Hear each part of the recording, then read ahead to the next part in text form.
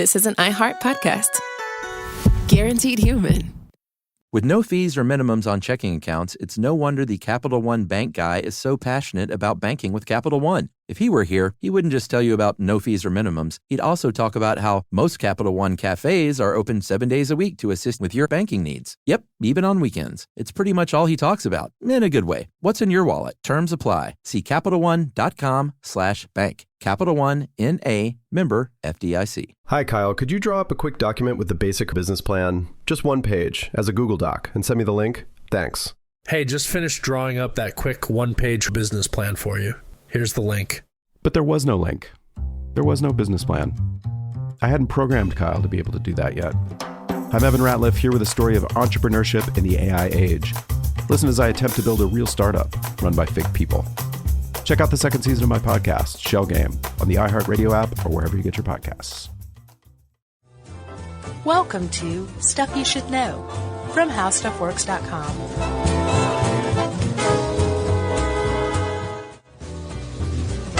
Hey, and welcome to the podcast. I'm Josh Clark. I'm hungry. And there's Charles W. Chuck Bryan. Did that make you hungry? It did. We were just talking about, I made my last chili of the season, and Josh is over here, mouth watering. Yeah, because you're talking about tortilla soup, white chili, red chili. Yeah.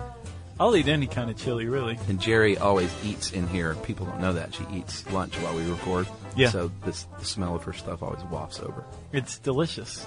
The avocado looks top-notch, Jerry. It's insane how good that stuff is. Oh, man. It's funny that you bring that up, Chuck, because we are talking today about the insanity defense. Is that why you just did that? Yeah. You know, Chuck. Yeah.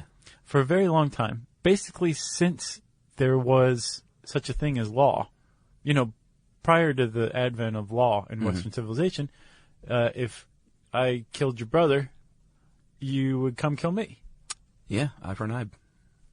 Right. That was actually the first law, the Code of Hammurabi. Yeah, from the Bible.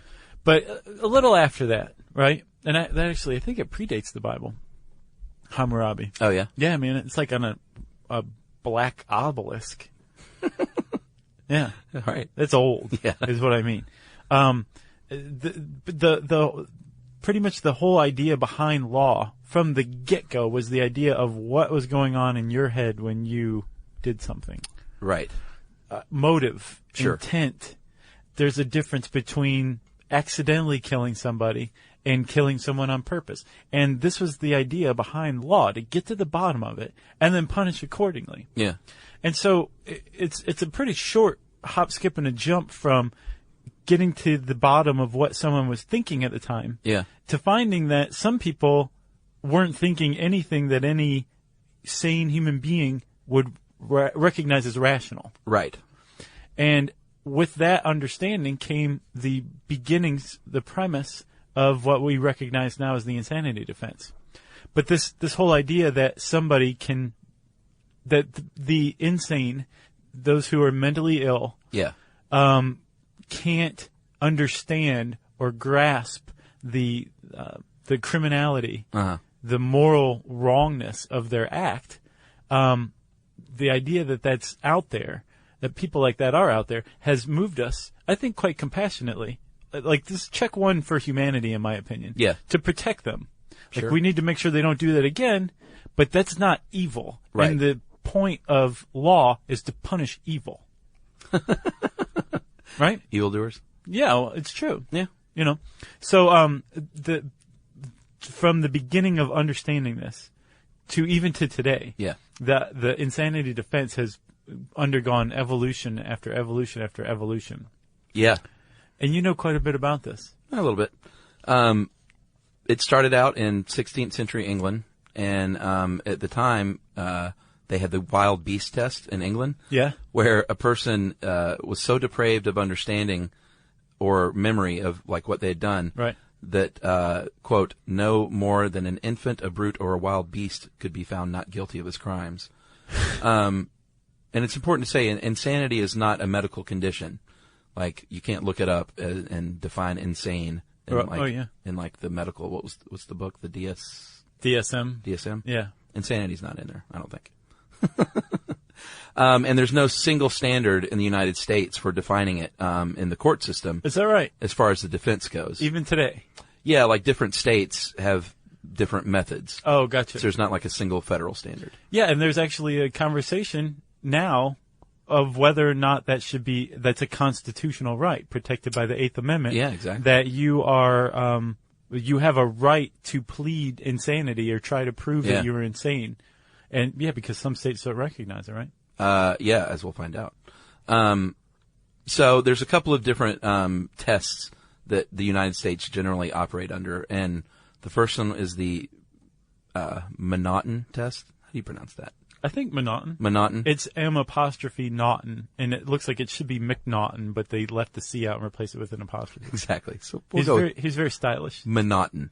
And that was in the UK in the 1840s, and I guess we should go ahead and talk about that case now. Well, Daniel M'Naughton. Yeah. Yeah. He was a Scottish woodworker who believed that Prime Minister Robert Peel and the Pope were plotting against him. Oh, the Pope too? Yeah. Yeah. So M'Naughton went to London, and he shot and killed Peel's secretary. Now, was that a mistaken identity thing, or was it just a bad shot? I didn't see. Okay, so he killed the wrong person then. Yes, but he did kill that person with the intent of killing Peel because he thought that Peel was out to get him. Right. And so Peel was he was tried, but he was acquitted by reason of insanity. And he was sentenced to life in Bedlam, which was not a nice place to be. Nah, it just sounds like, why would you name it Bedlam unless it was just awful? Well, is that where it comes from? Yeah. Okay. Because Bedlam was like kind of a British, I think it was open in 1247, and it was kind of short for Bethlehem. And it was the first mental asylum in Europe. Yeah. Wow. And this guy was sentenced to life there, that was not a nice thing to have happen to you. But even still, the fact that some guy tried to kill the prime minister and was not thrown into prison, which I imagine was even worse than Bedlam. Queen Elizabeth herself came out and said, what are you guys doing? Courts, explain yourselves. Yeah.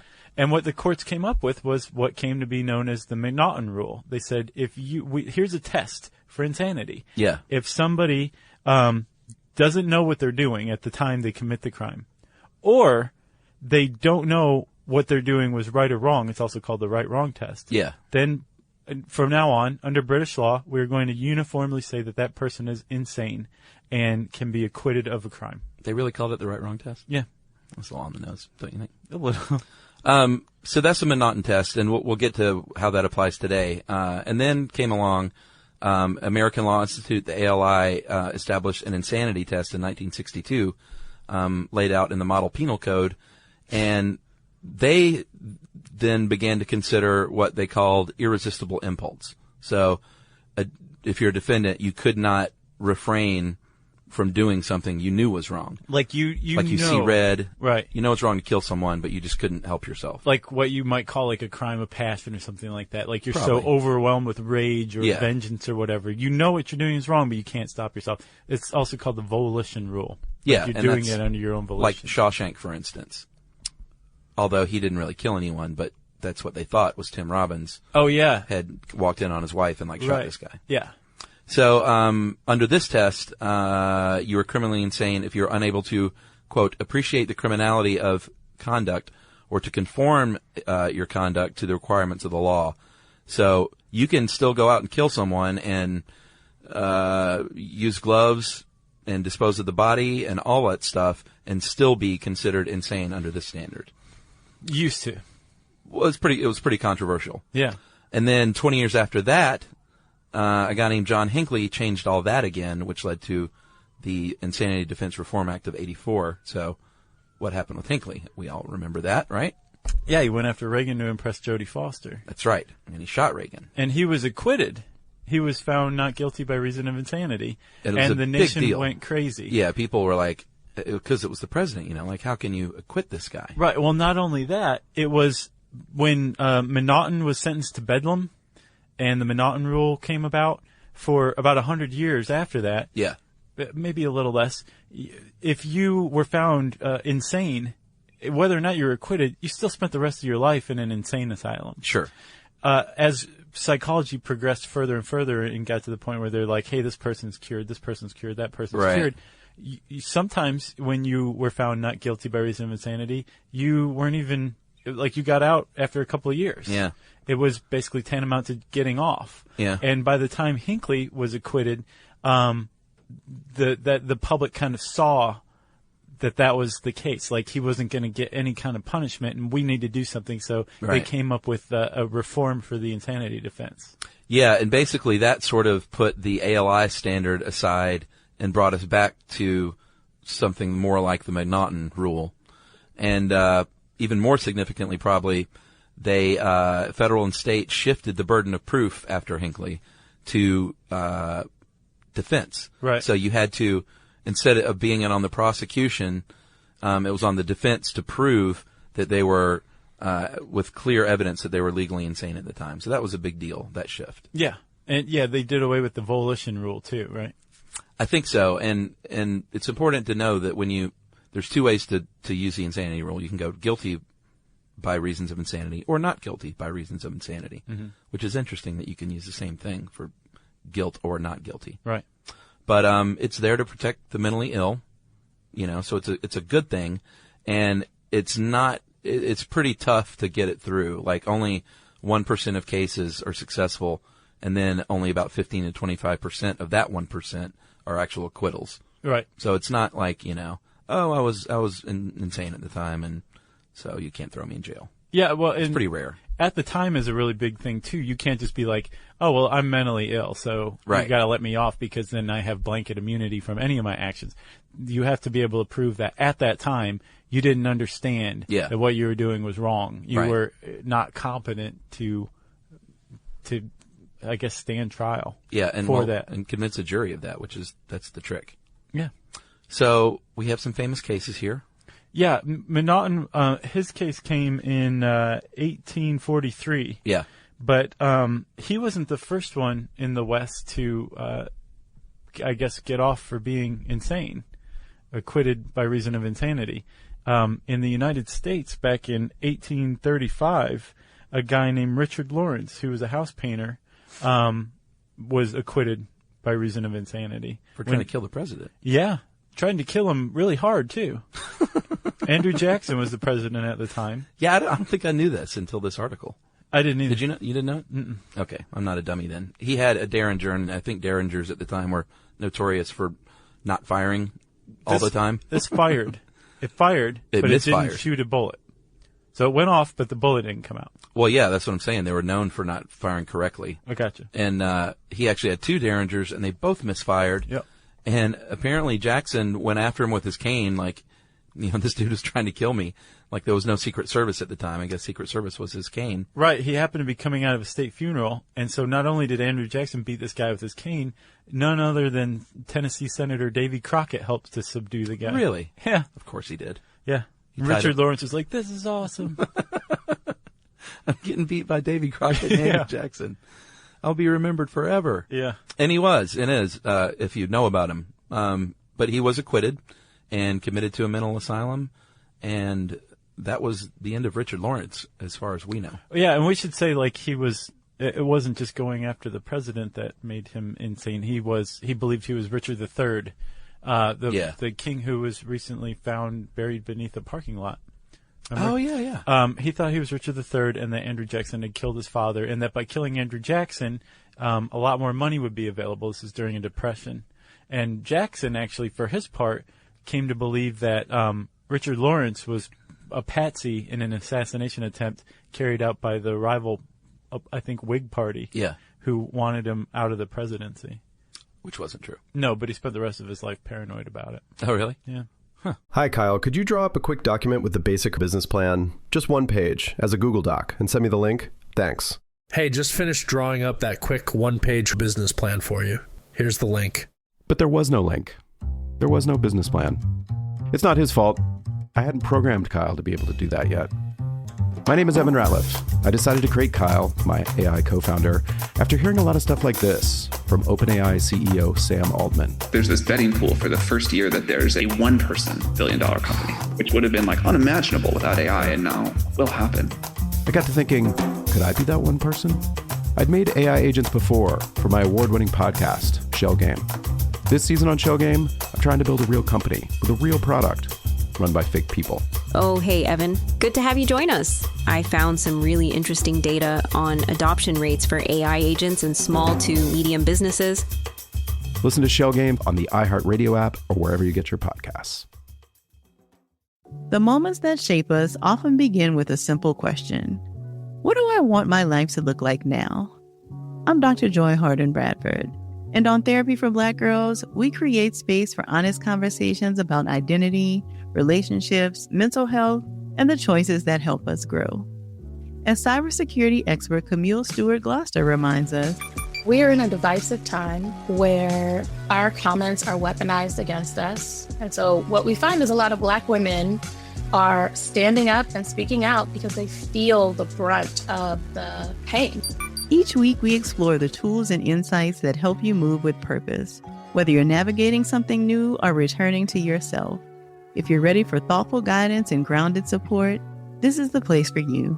Listen to Therapy for Black Girls on the iHeartRadio app, Apple Podcasts, or wherever you get your podcasts. All right, so Ezra Pound, poet, writer, and unbeknownst to me, anti-Semite and fascist. I had no idea. I didn't either. He was, this was a tricky case because most people believe now that he wasn't insane and that he just really knew the right people and pulled the right strings to get out of a crime. Yeah. So he was a big Mussolini guy. Moved to Italy in 1925 and started doing radio broadcasts, began writing and broadcasting these anti-Semitic, anti-Roosevelt rants during World War II. Mm-hmm. That doesn't sit well with the United States, of course. Especially not when we invade Italy and take over. Yeah. And so it was an act of treason, and he was arrested and imprisoned in Italy. And then after Mussolini died, he was extradited, faced these charges, and he pled insanity and was actually found not competent to stand trial and spent the rest of his days in a mental asylum, St. Elizabeth's in D.C., Washington, D.C. He didn't spend the rest of his days. He got out in 1958. Oh, I thought he died in 1958. No, and while he was at St. Elizabeth's, which was headed by a devotee of Ezra Pound, a guy named Dr. Winfred Overholser Sr. That's not a real name. I swear.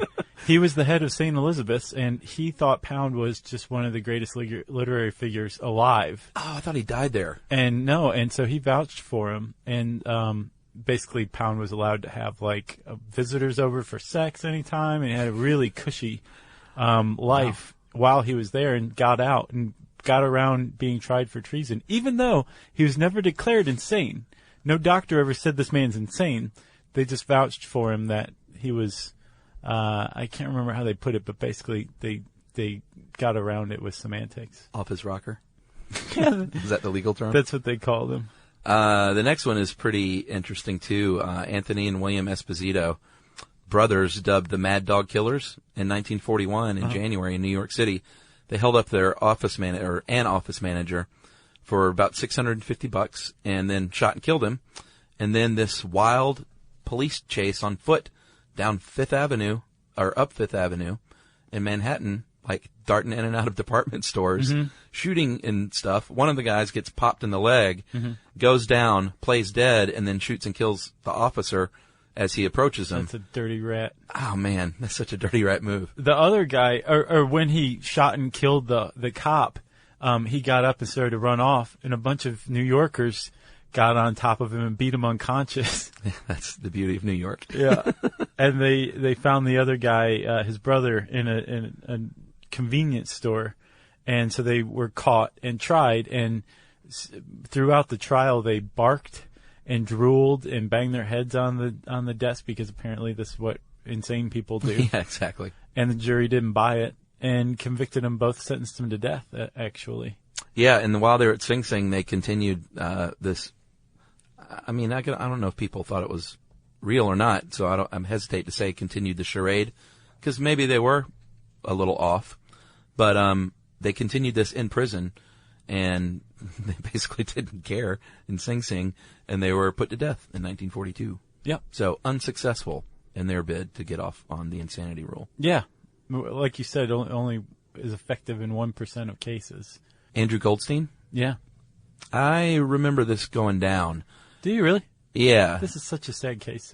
1999, he pushed a woman named Kendra Webdale in front of the N train at the 23rd Street station during a psychotic episode. And this was a true case of someone who was deeply, deeply troubled. You know, it wasn't someone who said, let me use the insanity defense because I didn't know what I was doing at the time. He started off his life as a pretty bright guy and then started suffering delusions in college and had been in and out of psychiatric hospitals, had violent episodes with his mother, violent behavior, basically self-committed 13 times over a 2-year period, and was just released a few weeks before he had pushed this poor woman in front of the train, which killed her. Yeah, and as a result of her death, New York came up with something called Kendra's Law, which gives judges the power to forcibly commit people they think need psychiatric attention. Right. For up to 72 hours, which is a big deal. But in this case, it doesn't quite jibe, from what I understand, because Goldstein did voluntarily seek treatment. Oh, yeah. I guess that makes sense. It's just a sad case. He was tried 3 times for it. Yeah. The first time there was a hung jury. He pled insanity. Uh-huh. The second time he was found guilty, but that finding, what would that be called? Verdict. Yeah, that verdict. Man, something's up with me. That was thrown out on a technicality, as I understand it. And then in 2005, he was tried for a 3rd time and pled guilty. Yeah, to manslaughter, though. Yeah. Not murder. Yeah. And he is in prison, and he was sentenced to 23 years plus 5 of probation. And like you said, Kendra's Law was passed as a result. So, yeah, very, very sad case. Yeah, nobody comes out a winner on that. You got one more? Yeah, John Delling.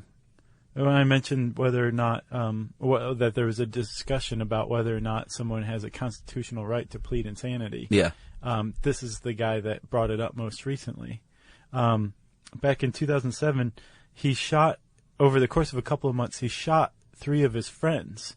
Oh, they were his friends? Yeah, and killed 2 of them. One was a childhood friend. Wow. Or a friend since childhood. And it was he was a diagnosed paranoid. He was diagnosed with schizophrenia, and he was under the impression that people were stealing his powers. I guess the people that he killed. Yeah. The thing is, even the defense and the judge said, the whole reason that you did this was because of your mental illness. Yeah. And this is a perfect insanity defense. Idaho doesn't recognize the insanity defense, so he was sentenced to 2 life terms in solitary confinement without parole for the killings.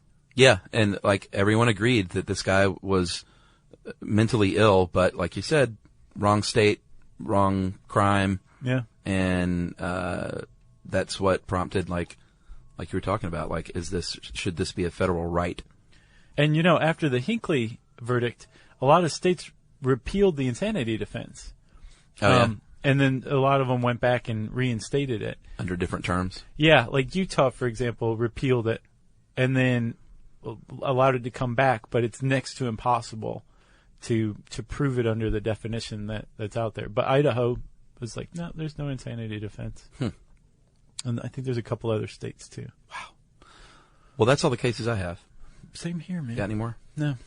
It's definitely, it's there to help the mentally ill, but I think you're right. For a little while there, it was, plead insane, go to a hospital for a few years, get out. Well, what's interesting is we talked about them getting rid of the volition rule, right? Yeah. But just quickly, Lorena Bobbitt, she was basically temporarily insane, and she was acquitted of her actions. Yeah. Assault. And the Dahmer was a very famous case, too. Yes, but his insanity plea didn't work out. Yeah. Because the jury believed he knew what he was doing was wrong. Neither did his prison stay. Yeah. That guy, he's trying to write a book, the guy who killed him. No, I didn't know that. Yeah, I'm kind of interested, too, because I always, there's not a whole lot of information on, what's his name? Somebody Carver. Clarence Carver, I think? No, you're thinking of the saxophonist for the Bruce Springsteen band. That's Clarence Clemens, and he's passed away. His name is Christopher Scarver. Clarence Christopher Scarver. Clarence Clemens passed away? Yeah, man. When? Like last year, I think. I didn't know that. Yeah, it's sad. So anyway, he's trying to write a book, and I was always curious because there's not a lot of information like why he killed those two guys that day. Oh, he killed someone else that day? Yeah, he was on bathroom duty with two other dudes, two other murderers, Dahmer and another guy. And I think he got a piece of, like a metal bar from the gym and beat them to death. And, he wants to write a book now to like explain why he did it and to reveal Dahmer's final words, which, is very salacious. But of course I'm like, ooh, what'd he say? Well, I hope he does do it and then finds out later on that you're not legally allowed to profit from your crime.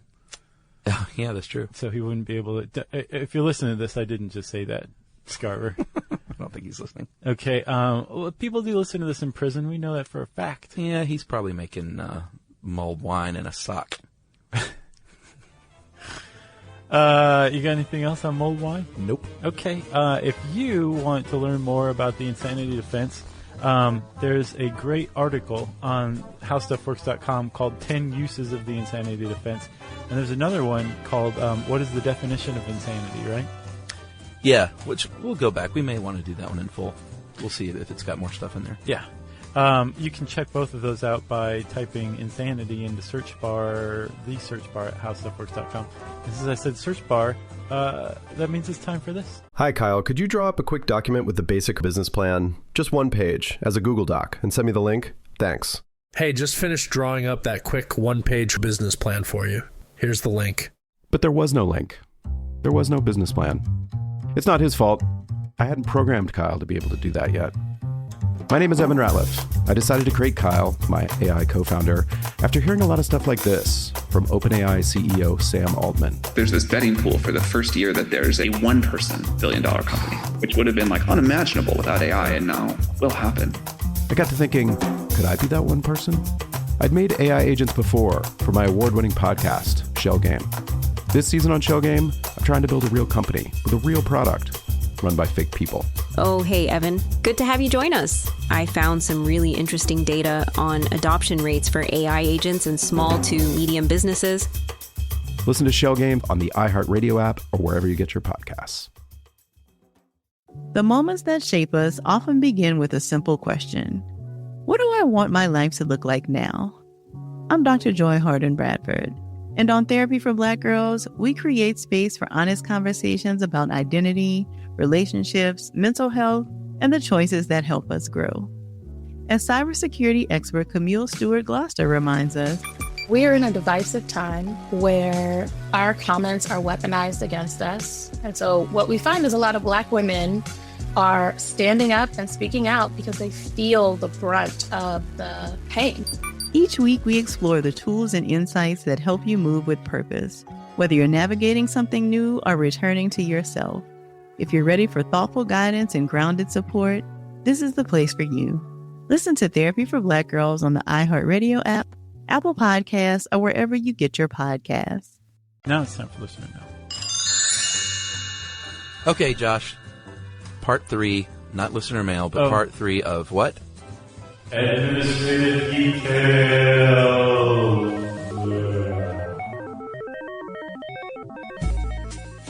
Okay. Administrative details, if you haven't learned by now, is when we thank people for sending us nice things. And we're almost done. Like we're caught up, man. Yeah, I have a few on my desk, but that's nothing. Like a few is no big deal. Yeah. All right, we got some awesome aluminum prints from Dan Gaffney of Tech Lab Photo in Baltimore. Yeah, thanks, Dan. Yep. You remember him? We corresponded with him recently. Oh, yeah. Good guy. Thanks, Dan. Is there a website on there? No, but Tech Lab Photo in Baltimore. Use the old search engine of your choice to figure that out. Yeah, or you can just drive there. Yeah, true. We got a nice postcard of Jesus' baptismal site in the Jordan River from Christina Curtis, who researches water resources in Jordan. Thank you for that. We got some coffee from singingroostercoffee.com. 100% of the proceeds go to help projecthaiti.org. And I think I just said 100% of the proceeds. You sure did. So that's pretty awesome. So support singingroostercoffee.com. Yeah. We got a postcard of Minar-e-Pakistan Tower from Irfam. Thank you very much for that. Don Kuby, our buddy, Koobs, sent us that awesome, it was on glass, right? Yeah, it's like a cutting board. Oh, is that what that is? I believe so. That's what I've been using it for. I don't know if that's what it's for. It's got like her photograph underneath. Yeah. A photograph that she took of like a landscape. Uh-huh. But I'm pretty sure it's a cutting board. All right. You should probably let us know, Kubi. Don't break it. And we also got a letter from Boy Scout Braden W., who wrote us to earn his communications merit badge. Nice. So that was kind of cool. We got a handwritten note card suggesting we do 3D printers from, I think, another Irfan. We're going to have to do that. Everyone is asking for 3D printing. Okay. It's the hot thing. I know. And That's it's what all super the kids are into. Yeah. Atlanta Corps Vets Drum and Bugle Corps patch. Mm-hmm. And I don't know who sent it, and I apologize that we don't have the name. Yeah, sorry. But the Atlanta Corps Vets Drum and Bugle Corps is a patch, and I might put it on a hat. Oh, wow. Yeah. Wow. We got some nice letters requesting info on unsolved questions like the Bermuda Triangle, the Hindenburg, exorcism, from Andrea P., Jake M., Jason S., Stephanie B., and Vanessa B., all from the 8th grade class at North Carroll Middle School in Hempstead, Maryland. Sorry we didn't write back in time. I believe they're all in high school now. Oh, really? Yeah, but thank you for writing in, guys. Keep growing up. Awesome insect science illustration postcard from Martha Iserman of BigRedSharks.com. Mm-hmm. And New Zealand's Not Down Under postcard and New Zealand facts. And we can't really see who signed it because the post office stamped over it. So see our USPS podcast for why that happens. Right. But we thank you for that. We got a letter from Benjamin from Gardner's Avenue School in Levittown, New York, who wanted info on the Statue of Liberty. Thank you for that. National Radio Astronomy Observatory in New Mexico sent us a postcard from Dylan C., and he is in the Navy and an amateur astronomer. Yeah, he said it was like going to, I can't remember where, but it was like a pilgrimage for him. Nice. Yeah. Let's see, we got an exceptional hand-drawn postcard from Alex, who's an artist in North Carolina. We got a CD of the album The Broken Record by Twink, which is the toy piano band. Did you hear it? Oh, yeah. They're pretty awesome. That was great. Yeah. La Serena, Chile. We got a postcard from Margaret C. from Chile. And coffee and coffee tips from Otto Kempa. Oh, yeah? I didn't see the coffee tips. Is there a question mark at the end of that person's name? No. We got a Mexican pizza menu from Christy Theed, which includes like peach, leg of pork, avocado, tuna. Leg of pork, that yeah. just struck my fancy. I would eat some avocado pizza. Like, as a matter of fact, I'm putting avocado on my next pizza. All right. Got some more coffee from Alex with a YX, and our friends at the Adena, Minnesota Dunn Brothers Coffee Place. Yeah, thank you for that. Boy, you've been getting lots of coffee, huh? Like, have you had to buy coffee in a couple of years? It's all gone. Is it? Yeah, that's all from the coffee podcast. Okay. Portrait book of... And I shared. Oh, sure, yeah. Okay. Or at least offered, and I was like, no, you take the coffee. I shared. I think I gave some to Connell Bird. Oh, really? And I think Jerry got some, too. Didn't you, Jerry? You got coffee. Okay, yeah. Jerry's like, what? You guys still here? We got a portrait book of Justin and his cat Waffles of everythingwaffles.com. Yeah, it's definitely worth checking out. And a postcard of a man with a giant fish from Reagan T. And I think you have one more, right? I do. Let's see. We got a lovely floral note congratulating you, me, and me on our wedding.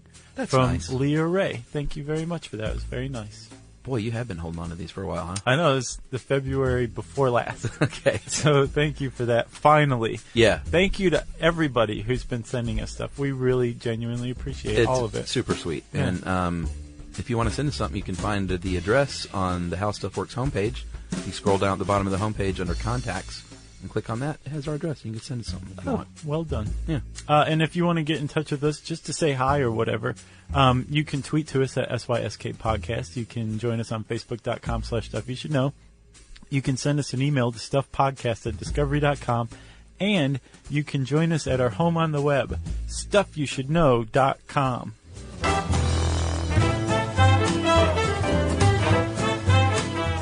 For more on this and thousands of other topics, visit HowStuffWorks.com.